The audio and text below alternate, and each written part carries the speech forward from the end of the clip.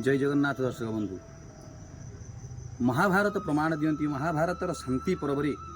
प्रमाण दियंती शास्त्र स्वाधयन महर्षिभ्यो देवेभ्यो यज्ञकर्मणा पितृभ्यो श्राद्धदानेन नृणाम अभ्यर्चनेन च अर्थात आमे माने जीवन में अनेक स्थान रे ऋणी हो रही से ऋणमुक्त होगापी आमको अनेक किसी करार अच्छी जीवन में कौन करेंगे आज्ञा जितेबाला वेद अध्ययन आम करवा जदि उपनिषद वेद पुराण आदि आम पठन करवा ए माध्यम आम कौन हवा ना ऋषि महर्षि ऋणमुक्त हो पार जदि यज्ञ कर्म करवा देवता मानक आज्ञा ऋणमुक्त हो पार एवं श्राद्ध दान कले पिंड आदि दान कले आम पितृलोकर ऋणमुक्त हो पार परिशेष